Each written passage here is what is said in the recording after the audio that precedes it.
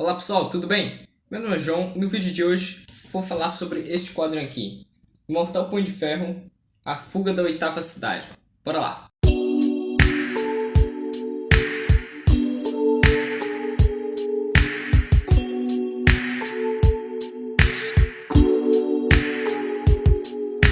Finalmente pessoal, finalmente chegamos ao último volume dessa série do Punho de Ferro. Série que na verdade esse último volume é de 2017, ou seja, tem 5 anos. Mas eu finalmente completei ela, finalmente li toda essa série inteira do Imortal Punho de Ferro. Que, cara, foi uma leitura muito prazerosa, foi muito bacana a ler a história do Danny Rand e ler mais detalhes sobre toda a mitologia do Punho de Ferro. Foi muito bacana todo esse percurso. Encerra aqui a série em grande estilo.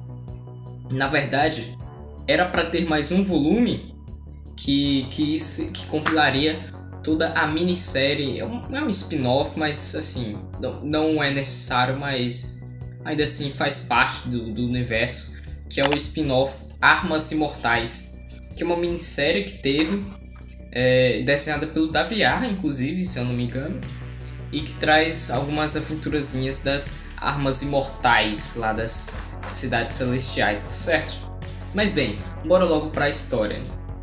Nós começamos aqui, como de costume em todos os encadernados, tem aquelas historinhas que tratam de outros Punhos de Ferro do passado.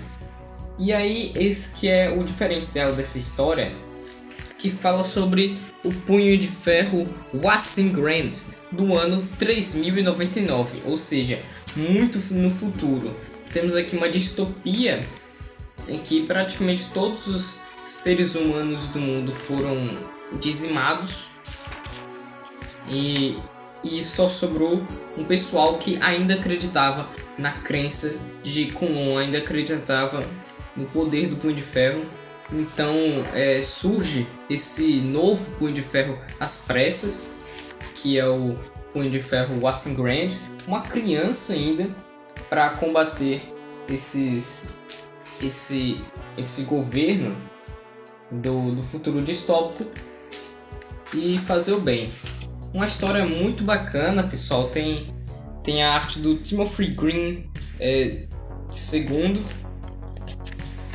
que é uma arte bacaninha.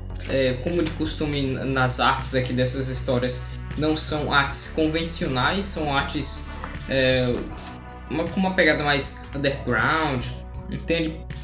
Na segunda história, então, nós temos a história do Punho de Ferro Lee Park, com desenhos de Rain Kano. Só lembrando que todas as histórias desse cadernado são roteirizadas pelo Duane Swierczynski, que é o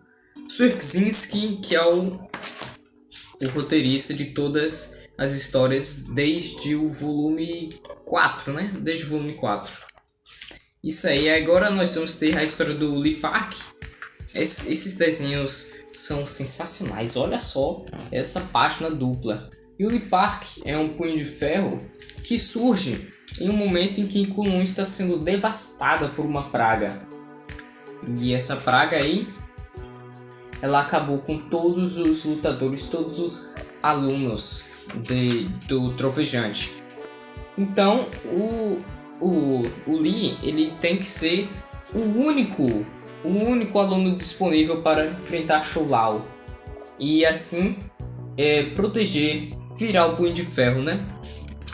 Só que tem um problema. O Lee Park, por mais que seja destinado a ser o Punho de Ferro, ele é um pacifista e ele não quer lutar. Ele não, assim, não é que tenha um discurso de não lutar, mas ele não tem esse ímpeto de lutar. Ele prefere resolver as coisas pacificamente, mas ele acaba descobrindo ao decorrer da história que nem sempre dá para ser pacifista, e ele acaba aprendendo uma lição aqui. É uma história muito bacana e que dá mais detalhes sobre a população de Kunlun. Agora vamos para a história principal, né, que é a Fuga da Oitava Cidade, com desenhos do Trevor Foreman. Bem, a Fuga da Oitava Cidade, uma sinopse breve dela, é que o seguinte: estava lá todas as armas imortais que nós já conhecemos em volumes anteriores, e as armas imortais como soubemos no segundo volume, há uma oitava cidade, além das sete cidades que nós já conhecíamos. E essa oitava cidade é explicada aqui que na verdade é um portal para uma dimensão alternativa em que não há caminho de volta, só há de ida. Ou seja, uma vez chegando na oitava cidade, você não pode sair dela. E o que acontece? Nós sabemos também que o Yuti... Eu tô quase confundindo o Lei Kong com o Yuti, mas o Yuti, que é o que veste aquela manta verde, que é o líder de Kunlun, na verdade é um corrupto. Por muito tempo, ele mandou inimigos políticos para essa oitava cidade, ou seja, pessoas inocentes que fossem contra o governo dele ou que fossem inimigos políticos. Então as armas mortais, sabendo disso, vão lá na oitava cidade para resgatar essas pessoas que não merecem estar neste inferno que é a oitava cidade. Porém, chegando lá, eles descobrem que não vai ser moleza e eles acabam se deparando com o próprio inferno. Então eles ficam numa situação que é uma situação sem escapatória, não tem como eles saírem desse lugar. E você vê que eles são obrigados a lutarem entre si, lutar contra os monstros que tem lá. Então, bem, é uma história em que você vê todos eles numa situação de perigo nunca antes vista, mas eles têm que se virar nos 30 para conseguir escapar desse lugar. Uma maneira em que eles bolam de sair desse lugar, libertar as pessoas e fazer a escapatória é muito engenhosa. Realmente eles usam de um sistema único para que eles possam comunicar-se entre si. Também todos os embates são muito legais, são muito bem narrados, são muito empolgantes. E nós temos, além disso, nós temos a presença do primeiro Punho de Ferro. Nós vamos conhecer aqui a história do primeiro Punho de Ferro que está lá aprisionado na oitava cidade. Por quê? Porque o primeiro Punho de Ferro está neste inferno que é a oitava cidade. Nós vamos descobrir ao longo da história aqui. E assim, é uma história sensacional mesmo. Eu gostei bastante.